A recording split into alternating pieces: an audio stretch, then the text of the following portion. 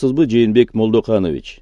Чүй облусунда Кытай жарандары менен жергиликтүү тургун жол талаша кетип, кытайлыктар биздин жаранды сабап салыптыр деген маалымат тарап жатат. Негизи эле акыркы убакта Кытайдын жарандары көп болуп кеткенин, алар тараптан мыйзам бузуулар болгонун айткандар болууда. Чындап эле бул кошуна өлкөнүн жарандары бизде өтө эле көп болуп кеткен жокпу?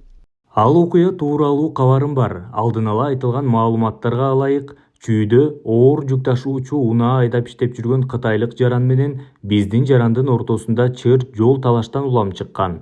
Бул боюнча укук коргоо органдары териштирүү иштерин жүргүзүп, анан юридикалык баа берилет. Бизде Кытай жарандары көппү деген сурооңуз боюнча, ооба, мурдагы жылдарга салыштырмалуу көбүрөөк. Алар эмне кылып жатат? Учурда биринчи эле кезекте Кытай Кыргызстан-Өзбекстан темир жолунун курулушу башталды. Бул долбоордо каралган иштерге Кытай жарандары дагы өздөрүнүн заманбап технологиялары менен тартылды. Өзүбүз дагы бул долбоордун алкагындагы ички темир жолдорубузду куруп жатабыз. Бирок бул ири долбоорду биз өзүбүздүн гана күч менен сала албай тургандыгыбызды жарандарыбыз жакшы түшүнүүсү кажет. 30 жылдан бери сөз болуп келип, бирок бир дагы президент бул долбоорду баштоону кой, аны ишке ашырууга олуттуу кадам жасай алган эмес. Бул темир жолсуз деле жашап келдик да бирок. Кеп ошол кантип жашап келдик дегенде, өлкөбүз туюк аймакта жайгашкан. Башкача айтканда, дүйнөгө чыгуу үчүн жолу жок өлкө. Коңшу Казакстан аркылуу чыгып жүрөбүз. Образдуу айтсак, үңкүрдөгүдөй туюк. Чек арабыз 1 саатка жабылса эле жүк ташуучу унааларыбыз үйүлүп калат. Жарандарыбызга ыңгайсыздык жаратат.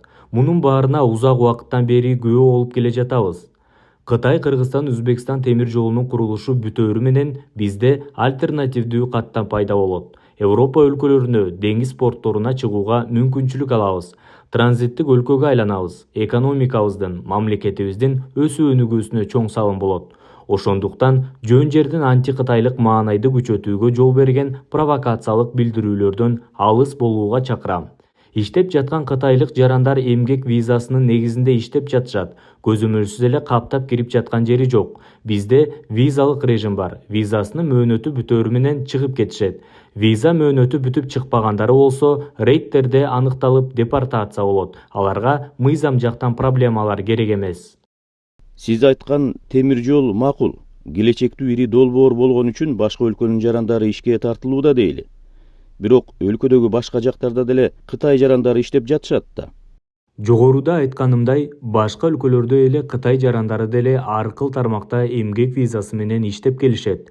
Жолдорду, көпүрөлөрдү салып жатышат. Ошол кытайлыктар каптап жатат деп провокациялык маалыматты таратып жаткандар жана нарында же дагы башка жакта жолдорубуз айлап жылдап салынбай жатат деп ач айкырык салгандар бир эле кишилер го дейм. Же балыкчы барскон жолун алалы. Жергиликтүү компаниялар биз жасайбыз деп жоопкерчилик алышкан.